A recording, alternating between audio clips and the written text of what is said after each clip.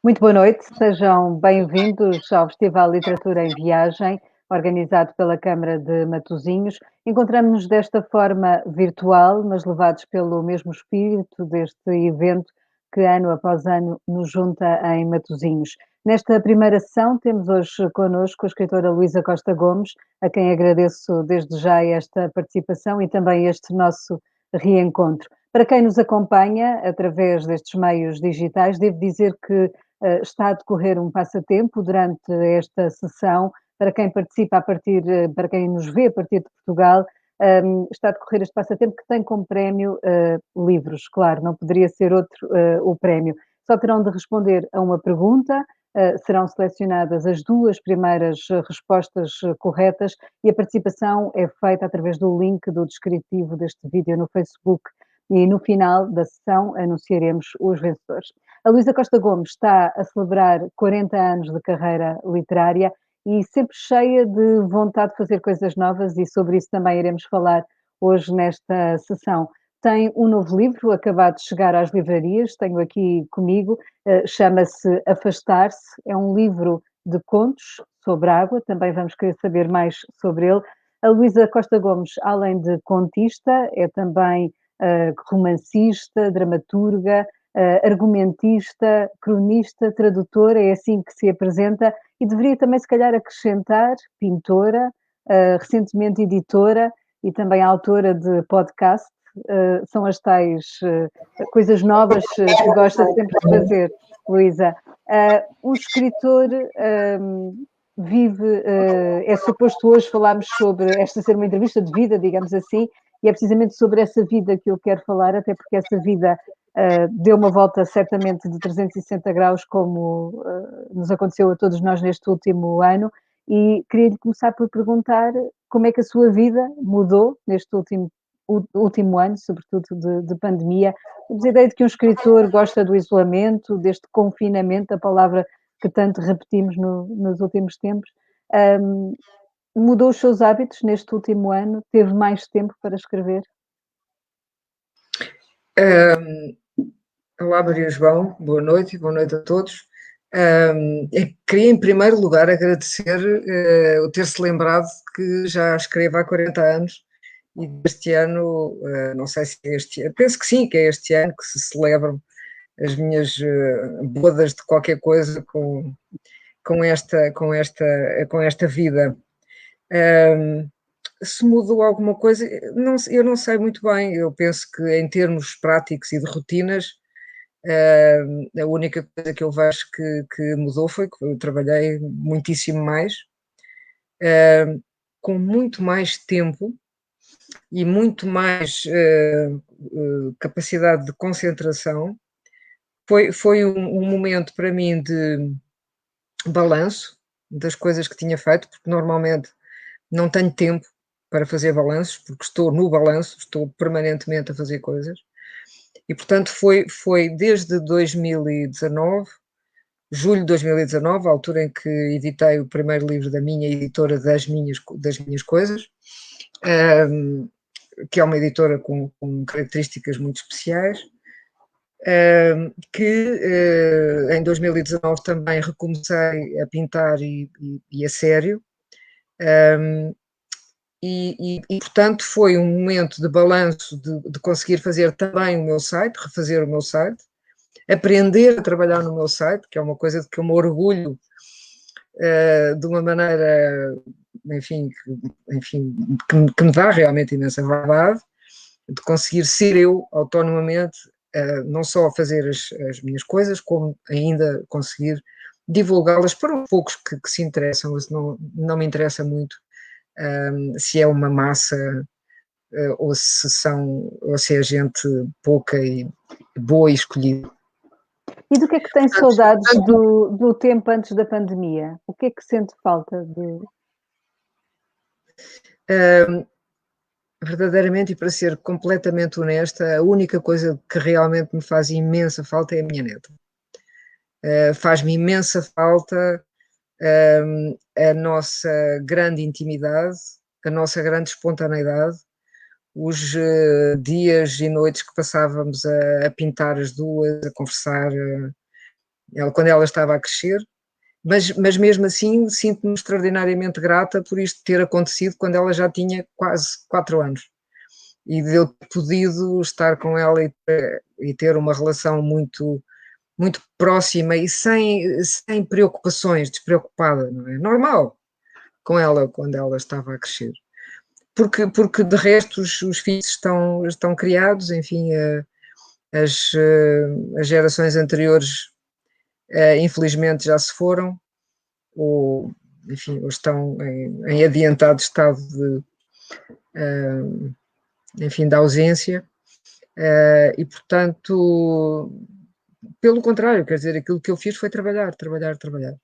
Da última E vez que conversámos, tive o privilégio de estar consigo nessa sua casa, a poucos quilómetros da costa da sim, Caparica, e recordo-me que falámos do mar, até porque era a propósito do livro da Costa, que escreveu para a Fundação Francisco Manuel dos Santos, e lembro-me da Luísa dizer que o mar ajudava a resolver problemas técnicos da escrita.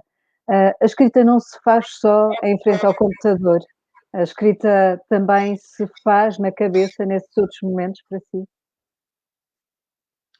uh, bem, um escritor está sempre a escrever, está a andar e está a escrever, está a conversar e está a escrever, está a ver televisão e está a escrever, ou seja, no sentido em que tudo são experiências e momentos que depois aparecem, reaparecem, transformados na escrita. Por acaso é curioso quando me diz a escrita não se faz só ao computador, a minha primeira reação é dizer não, mas sim, não sei, mas de facto no computador, ou seja, depois quando a coisa surge, quando a escrita se faz, quando ela se forma, não é? Quando ela cristaliza numa frase ou numa atmosfera, ela vem desses passeios, dessas relações, desses conflitos, de todas essas outras coisas. Agora, o mar, enfim, para mim não é bem o mar, mas é o espaço do mar, o espaço que me dá para pensar, e eu acho que não me dá só a mim, dá a toda a gente que chega a um sítio largo, grande, arejado, com uma luz extraordinária, com uma beleza extraordinária, tudo isso ajuda a organizar a cabeça. E É ainda por há isso é que para mim é tão mistério na importante, escrita para si, ao fim destes 40 anos, cada ainda há vez mais, momentos em que se revela algo misterioso nesse exercício da escrita para si? de cada vez que se faz e cada vez mais. E isso para mim é uma grande bênção, ou seja, é aquilo que me mantém de facto interessada e agarrada.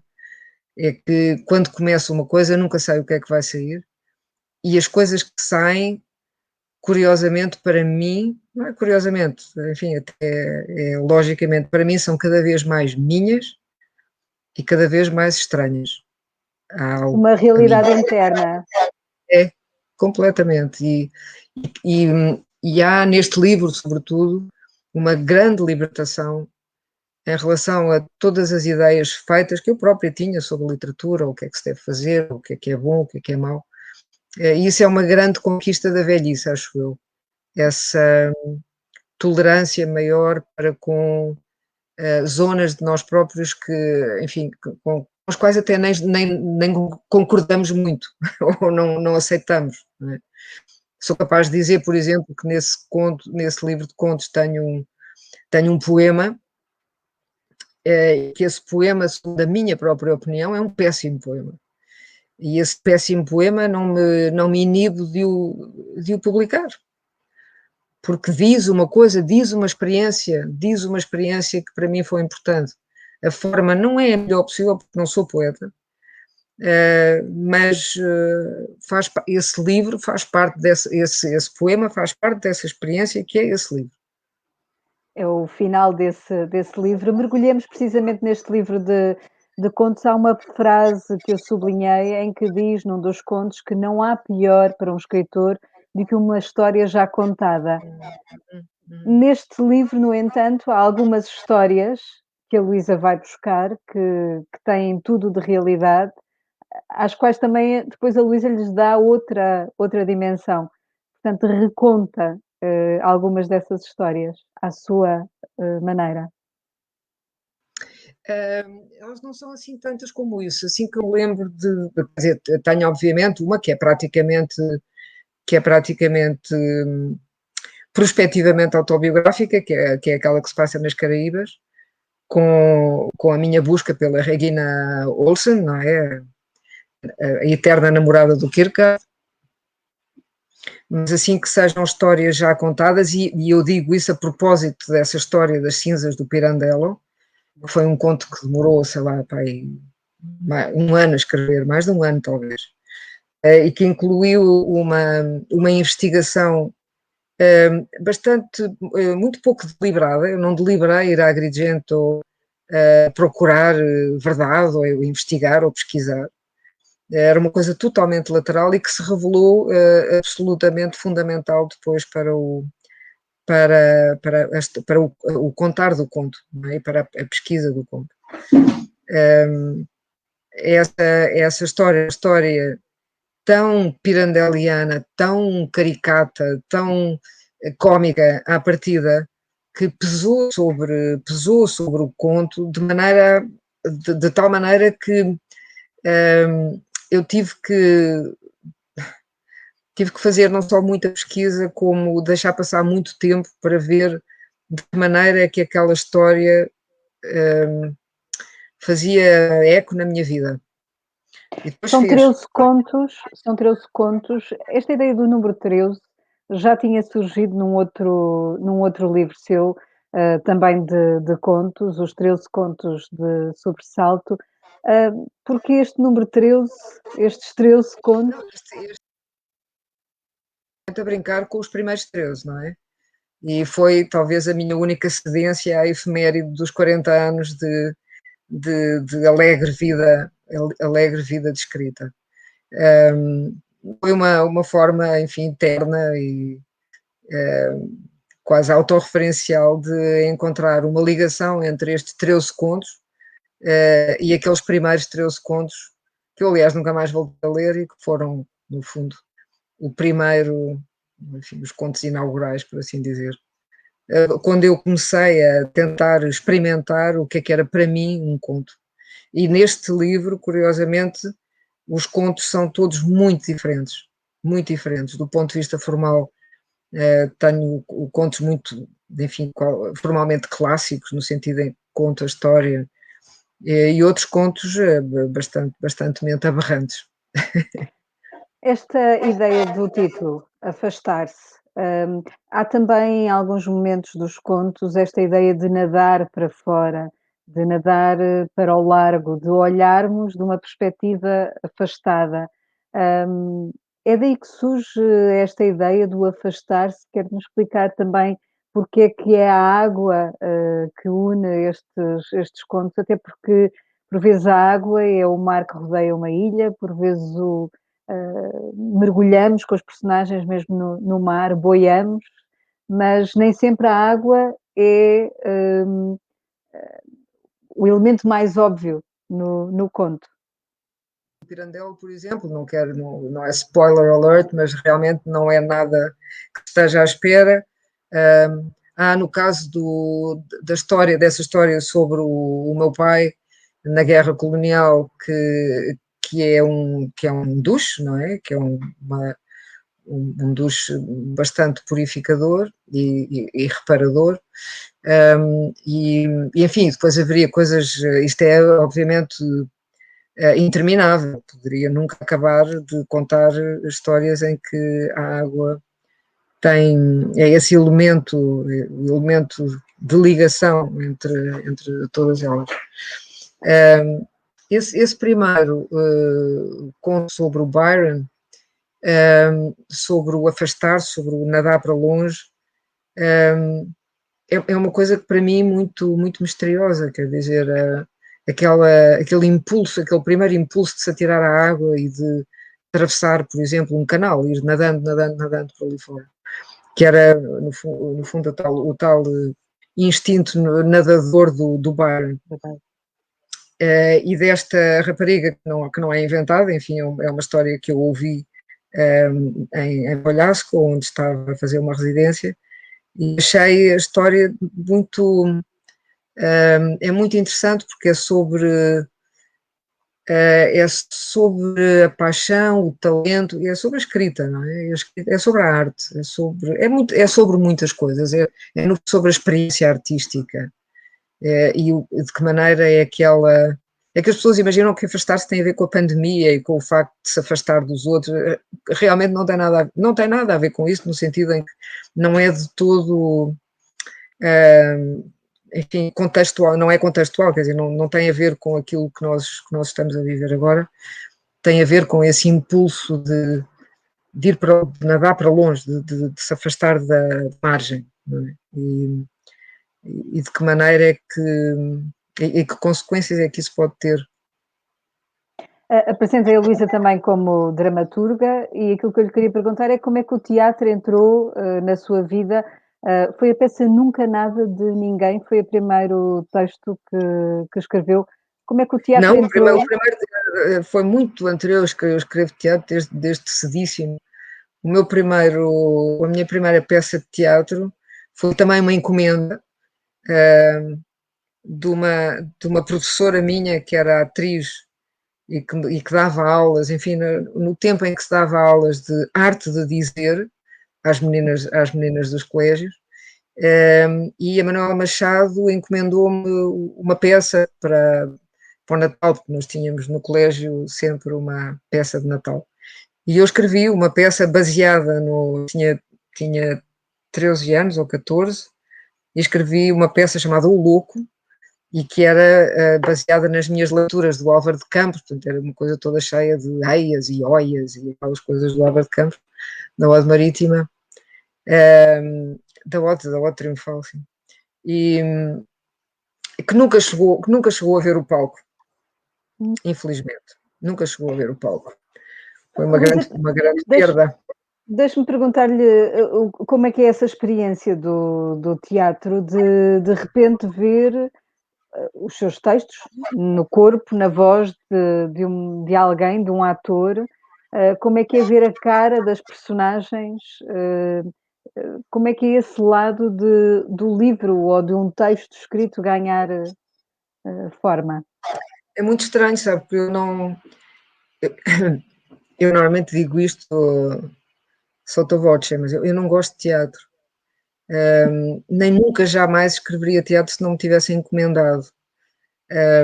É contra tudo aquilo em que eu acredito, quer dizer, pôr uma coisa em cima de um palco para as outras pessoas estarem a olhar, para mim é uma coisa, enfim, nunca me lembraria de tal coisa. E portanto, quando escrevo não estou a ver caras nem nada, quando escrevia. E portanto a minha história como dramaturga é uma história de há muitas coisas assim nos artistas, é muito engraçado. Pessoas que têm muito talento, no caso do Manel Sintra, por exemplo, imenso talento, era um poeta extraordinário, mas ele queria ser ator. Ou há pessoas que pintam maravilhosamente, mas querem ser escritores. E esta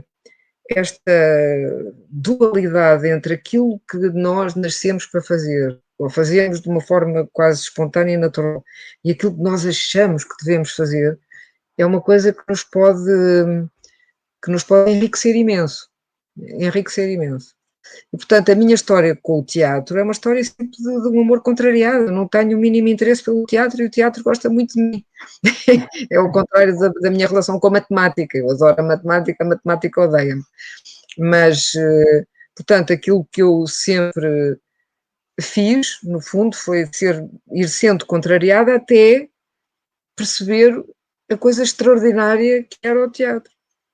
Mesmo A quando coisa fez completamente o extraordinária. livreto para o espetáculo de abertura da Expo 98, trabalhando Sim. com um dos maiores encenadores, o Bob Wilson, e Não, com um dos maiores músicos, o Filipe ainda por cima Soares. tive imensa sorte, sim, tive imensa sorte, só comecei a trabalhar com o Wilson, depois todos os maiores, mais extraordinários encenadores, o Ricardo Paes, a Ana Tamen, o António, enfim, eu não me posso de todo queixar, é que não posso de todo queixar.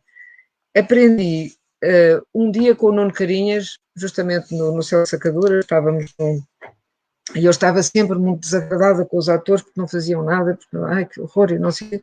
E ele disse-me, tu não amas os atores. E eu percebi que estava mesmo a ser parva. Não estava a perceber a extraordinária riqueza do que me estavam a dar, a preciosidade do que me estavam a dar. E emendei-me. E a partir daí tornou-se extremamente difícil escrever teatro. Tornou-se muito mais difícil. Aliás, bloqueei, a certa altura não conseguia escrever. Porque comecei a perceber a enormidade da coisa. É como as pessoas que estão a andar e depois dizem como é que nós andamos e paramos e já não sabemos bem porque é complicadíssimo, porque mete duas pernas e mais. E é realmente complicado.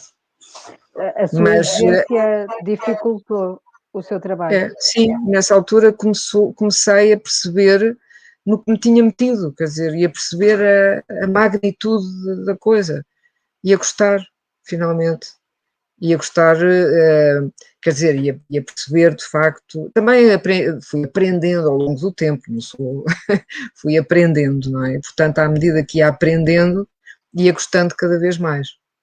A Luísa também deu aulas, é licenciada em Filosofia, deu aulas Sim. de Filosofia logo ali a seguir à Revolução, em 75, imagino que tenham sido também momentos muito desafiantes nas escolas, mas depois teve essa experiência também do ensino pela arte, de ensinar a escrita num programa de escritores nas escolas. A escrita ensina-se, Luísa? A escrita ensina-se. A escrita não se ensina, mas aprende-se. Não se consegue ensinar, mas eu acho que se consegue aprender no sentido de aprender o que é que nós queremos fazer, não é? O que nada é fácil, às vezes demora uma vida inteira a perceber o que é que nós queremos de facto fazer. E de cada vez que fazemos qualquer coisa percebemos que é aquilo, mais ou menos, mas vamos naquele caminho e depois fartamos e depois mudamos, etc. E isso é que é divertido. Mas nas coisas que eu fiz para as pessoas que queriam escrever, é escrever com elas. Portanto, no fundo, é tentar que elas próprias percebessem o que é que queriam fazer na escrita.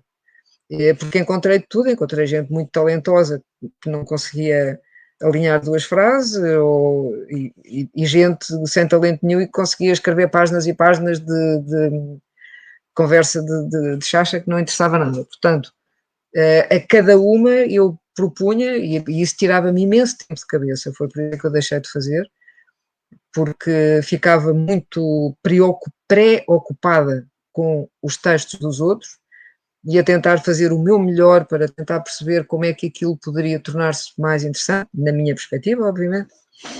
E aquilo que eu fazia era exatamente isso, quer dizer, procurava que cada um lesse, pesquisasse e procurasse escrever aquilo que realmente tinha que fazer, tinha que dizer. A Luísa já foi falando aqui desta busca por aquilo que mais gostamos de fazer. No meio disto tudo, a Luísa também fez rádio. Fiz. O que é que gostava nesse ofício da voz, que eu partilho, porque é em rádio que trabalho, o que é que gostava nesse lado de fazer rádio? O que eu adoro na rádio é aquilo que eu detesto na televisão. É exatamente simétrico. Aquilo que eu adoro na rádio é ouvir. Eu gosto muito de vozes, gosto muito de ouvir vozes, gosto muito de ouvir gente a falar e ouvir gente a cantar. Acho que é uma experiência que recupera muito do nosso lado infantil, de quando éramos muito pequenos, não percebíamos exatamente o que é que os adultos estavam a dizer, mas estávamos sempre atentos àquela música da voz. E aquilo que eu não gosto na televisão é no fundo, a imposição da imagem, a imposição. E aquilo que é extraordinário na rádio é que é um meio de comunicação que não é impositivo. E não é por estar em pano de fundo, é porque nós temos espaço de cabeça para ir imaginando as coisas que nos estão a ser cantadas e que nos estão a ser contadas. Não é? Ao contrário da imposição da imagem, que nós ficamos logo obrigados a ver as coisas daquela maneira. É um bocado como ler. É um E bocado como ler. o que é que fazia na rádio? Era um programa? Uma coisa que hoje seria totalmente impossível. Comecei na rádio comercial, pela mão do João David Nunes, que foi um patrono extraordinário, a fazer um programa de filosofia de 1 hora. E aquilo que eu fazia no programa de filosofia era fazia entrevistas com filósofos, lia textos filosóficos, fazia debates sobre temas filosóficos, e fazia brincadeiras, fazia puzzles, fazia fados filosóficos, fazia, enfim, várias partes do programa que eram mais de comédia, e foi uma experiência que eu acho que depois nunca mais, e que eu aliás agora quis recuperar um bocadinho com o meu podcast, que é um podcast de conversas sobre tópicos, que se chama Utópicos, mas que no fundo recupera muito do meu interesse pela... A filosofia às vezes é um conceito muito pesado e muito técnico para dizer aquilo que nós fazemos, mas é conversas com pessoas que pensam e pensar as coisas, pensar sobre as coisas, não dizer sempre enfim, as mesmas ideias feitas que são 99% da nossa dieta mediática, não é? Estes podcasts que estão no ar ou disponíveis desde fevereiro, eles têm sobretudo esta premissa de uma pergunta, Sim, e alguns isso sim. também desafia a conversa que depois tem com os convidados que vai tendo. O que a inquieta? No fundo, o princípio para estas perguntas? Só que chego à conclusão que devo estar a viver não propriamente a minha segunda infância, mas a minha segunda adolescência e juventude, ou seja, eu recuperei, não sei porquê, o interesse nas coisas em que tinha interesse quando tinha 20 anos e 20 e poucos anos. Voltei, de facto, às mesmas inquietações que têm a ver enfim, que têm a ver com não questões políticas no sentido da política da atualidade, mas questões políticas no sentido originário do termo, que quer dizer a relação entre as pessoas na cidade, de que maneira é que nos vamos dar uns com os outros, e questões relativas, obviamente, e por causa disso, ao ambiente e àquilo que é a nossa responsabilidade e as consequências daquilo que fazemos. Enfim, e são questões ligadas, sobretudo, à liberdade, a pensar livremente e o que é que significa pensar de uma forma não convencional. É com essa mesma liberdade que criou uma editora que se chama O Único e a Sua Propriedade, que se apresenta como uma anti-editora. Quer-nos explicar, Luísa? É uma anti-editora porque, no fundo, não procura estragar papel.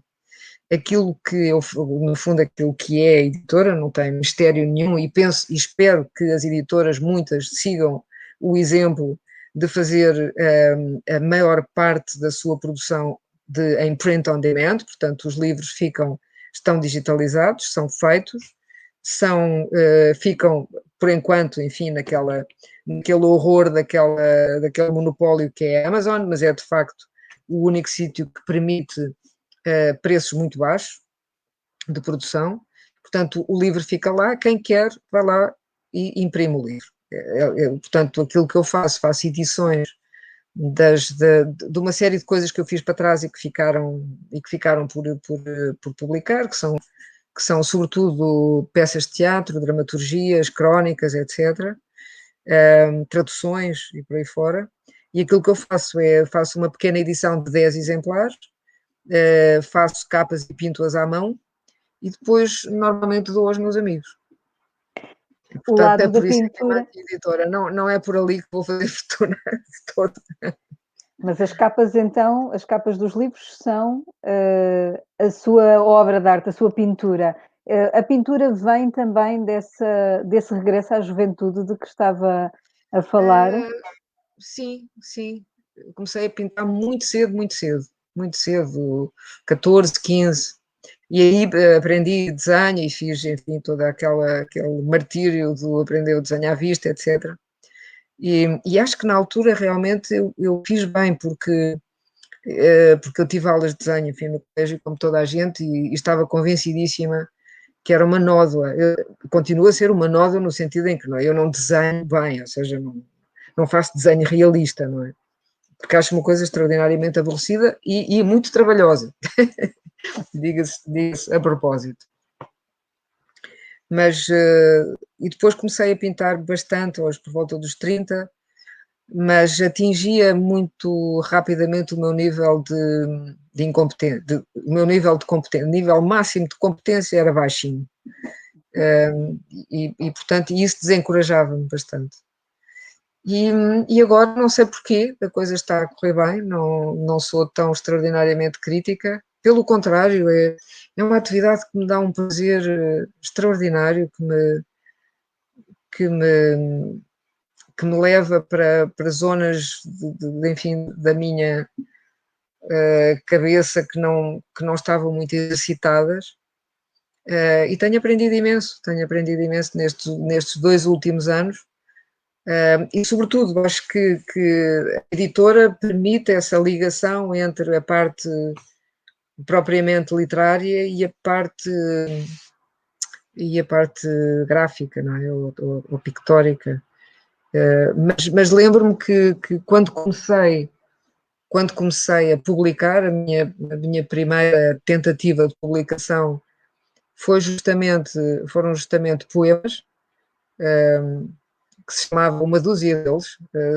São poemas de que eu tirei apenas 100 cópias em policopiadas e que lembro-me de ter andado a vendê-las na Feira do Livro, assim à mão. E tinha E, nessa altura o projeto de comprar uma tipografia para ter no jardim, porque foi na altura em que as tipografias começaram a falir, não é? Que houve a grande reconversão para o digital, nos princípios dos anos 80. E nessa altura tive mesmo quase a comprar uma imensa máquina, mas felizmente o bom senso prevaleceu e não levei avante o projeto. como é que pinta? Que técnicas usa? Agora estou a usar papel de óleo, que é uma técnica para mim maravilhosa, porque eu gosto muito da parte física enfim, de mergulhar na tinta, e o pastel de óleo é terrível porque deixa mais ou menos tudo manchado. Mas sim, não gosto de acrílicos, não gosto de coisas fáceis, gosto de tinta, gosto de pintura a óleo. E pastel de óleo, agora é mais ou menos o que eu faço. E onde é que no meio disso tudo fica a escrita? Onde é que está a Luísa Costa Gomes pintora e onde é que está a Luísa Costa Gomes Não sei, escritora? sabe que não sei, nem me interessa. Agora não sei, nem me interessa. Estou numa fase em que quando estou a escrever quero estar a pintar e quando estou a pintar quero estar a escrever. E isso é ótimo, porque me dá uma urgência de quero acabar um quadro para ir escrever e depois quando estou a escrever quero acabar aquilo para ir, portanto estou sempre num estado de grande exaltação que é maravilhoso. Mas uma Mas coisa ajuda a outra. sim, eu acho que sim. Depois, enquanto isto durar, para mim, eu não digo nada. Eu não quero agoirar. Está a correr por enquanto, está tudo bem. Realmente está tudo. Agora comecei um romance novo, que também já não estava à espera. Fiquei muito agradavelmente surpreendida quando me começou a aparecer uma coisa que eu, quer dizer, tinha um romance a meio, mais ou menos, que abandonei. E já não estava à espera de ter esta bênção de estar a interessar-me entrar outra vez, porque eu normalmente para escrever um romance demora 4 ou 5 anos. Não sei se chegarei viva ao fim do romance, mas espero bem que sim.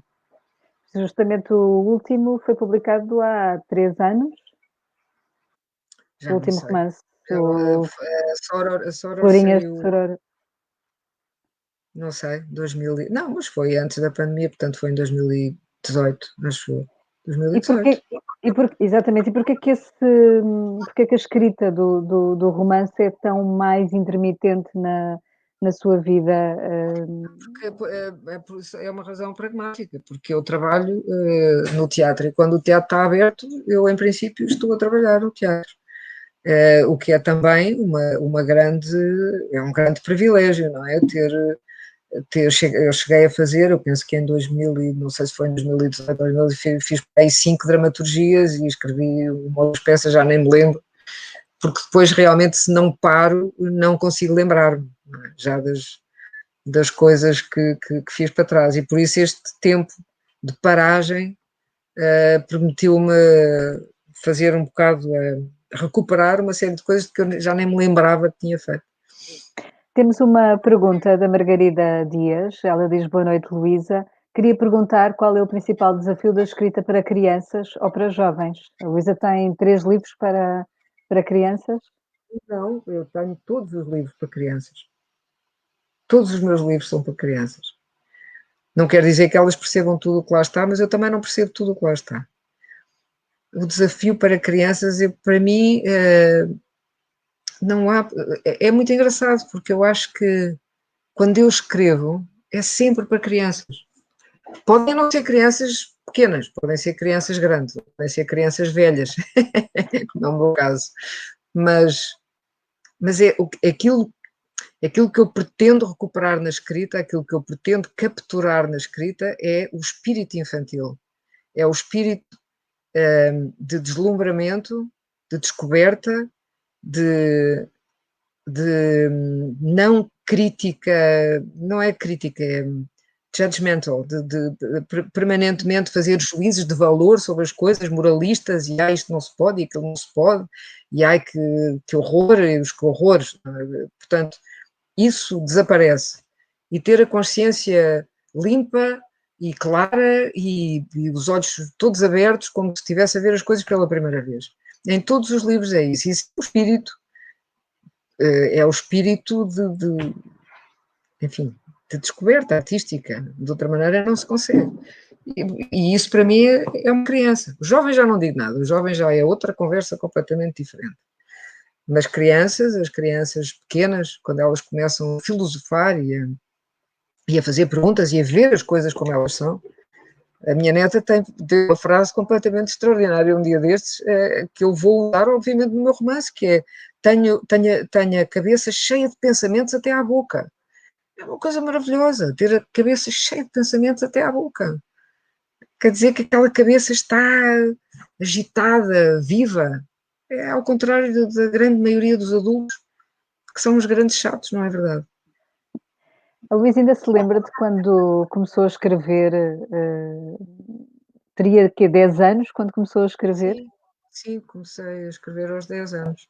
Oh, escrever, Tinha sim, tinha essa cabeça cheia dessas ideias? tinha, sim, tinha pensamentos também.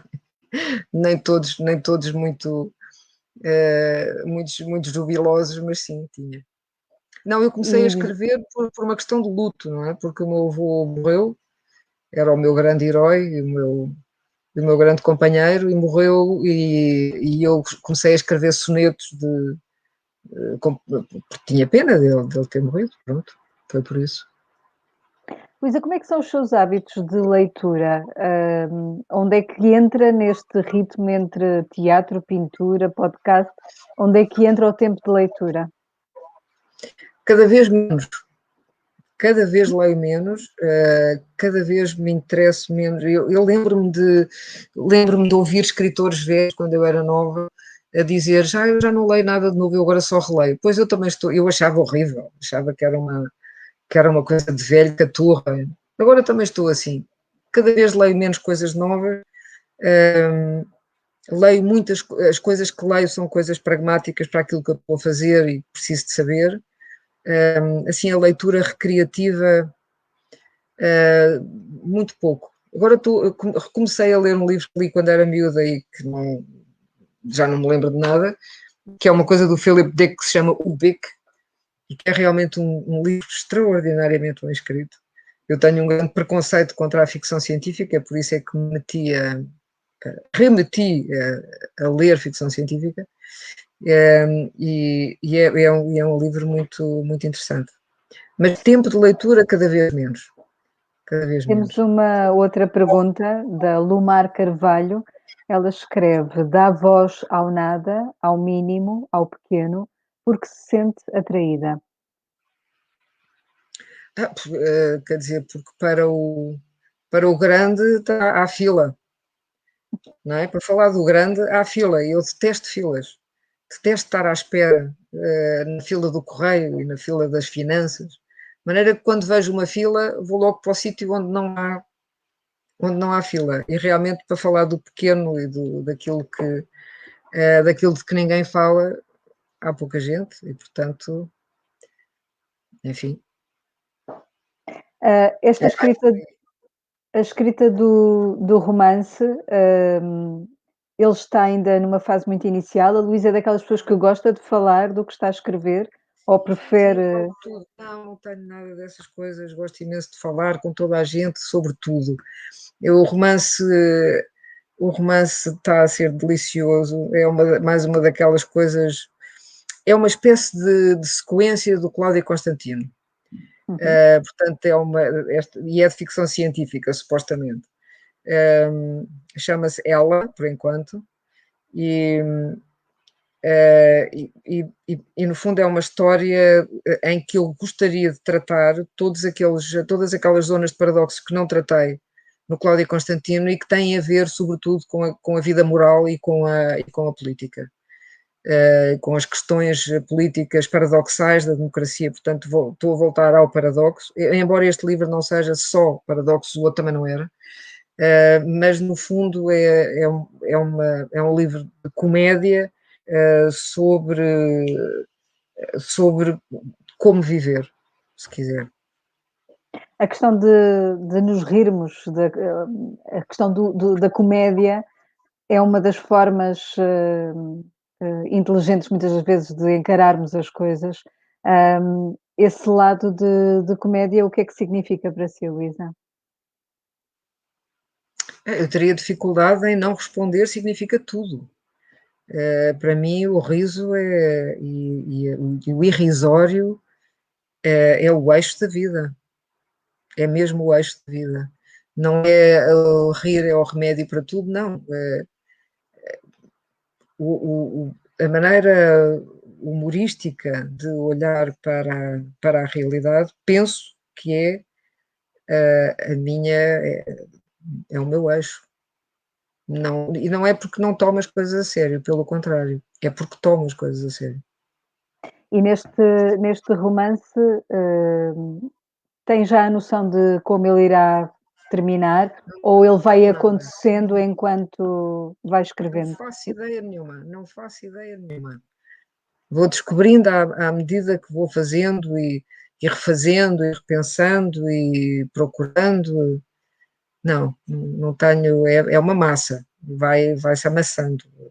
Não tenho nunca ideias prévias sobre as coisas, depois as coisas não querem e nós obrigamos e aquilo depois é ali uma grande embrulhada. Quem Mas manda é o livro é que manda. Eu não Mas mando nada. A Luísa hoje sente maior liberdade na sua escrita, por tudo o que tem estado a dizer, sente-se mais livre a escrever agora? Sim, sim. E isso para mim é uma grande vitória, porque eu dizia sempre isso, preciso de me libertar de mim própria. Preciso de me libertar de mim própria. E isso era, como pode calcular, difícil. Mas como a vida é uma coisa extraordinária e maravilhosa e sempre surpreendente, aparentemente vai sendo possível. E poderemos ter um romance com uma capa desenhada por si? Eu isso capas é melhor não, porque eu já tive grandes problemas lá com a editora e depois eu queria uma coisa e eles queriam outra e eu ficava, agora não, eles que tratem, porque eles é que são os profissionais, eu faço as minhas coisinhas, que isso para uso doméstico e quem gosta quer, quem não gosta não quer, não obrigo ninguém. E depois há a coisa profissional, são eles que fazem e têm feito ótimos e acho muito bonita essa capa. Não, eu faria com certeza pior, portanto não vale a pena estar a imaginar. A pessoa tem que saber os seus próprios limites, também não me vou meter a fazer cenografias nem a fazer, enfim, enquanto não me pedirem, pelo menos não faço. Este afastar-se, irá ter agora alguma apresentação pública? Ele já está nas livrarias. Como é que vai ser, no fundo, também o lançamento deste livro, Luísa, neste contexto todo em que estamos? Eu ainda não o tenho. Já o assinei, mas eu propriamente, assim, fisicamente, não tenho o livro em Portanto, sou casa. uma Mas privilegiada. há de chegar, é completamente privilegiada, porque eu assinei os livros para mandar para as pessoas e depois no final é que o Rui Breda me disse: esse era o último, mas como é que é? Agora não levo nada para casa. Mas ele há de chegar, não tem problema nenhum. Hoje chegou-me, por exemplo, um que eu fiz, não sei se consegue ver, que é este, que é a minha tradução da Pentesileia do Kleist, que só há um exemplar, um que é este, que é meu, com as minhas ilustrações, que aliás ficaram de péssima qualidade. Enfim, a Amazon não é grandemente boa nestas coisas, mas a capa é bonita. E pronto, e o livro há de chegar. Luísa, é muito bom conversar consigo e, sobretudo, descobrir que, ao fim deste tempo todo, a Luísa continua com essa inquietação de fazer coisas novas, de facto. Temos Ok, a anunciar vencedoras do passatempo que esteve a decorrer durante esta nossa sessão. As vencedoras de hoje são a Rita Roja e a Sofia Dotel. Serão depois contactadas pela organização do Festival Literatura em Viagem por e-mail. Agradeço muito, Luísa, ter partilhado connosco obrigada. este seu tempo. Acho que a quem nos acompanhou só posso desejar que descubram este novo livro da Luísa e que descubram também a Luísa através dos seus livros, desta sua editora, desta pintura que partilha connosco através do seu site. E agradeço muito mais uma vez, Luísa, este momento. Muito obrigada por esta conversa e muitos parabéns às meninas que ganharam, o que quer que seja, livros, suponho eu. Boa Exatamente. noite. Boa Boa noite. noite. Muito obrigada, Luísa. Obrigada. Devo dizer que, a terminar, só que o Festival Leve vai continuar, retoma amanhã com uma sessão às 21h30 com a escritora Filipa Melo. Ela irá conversar com o escritor Ian Martel, o autor do famoso livro A Vida de Pi. Boa noite e muito obrigada.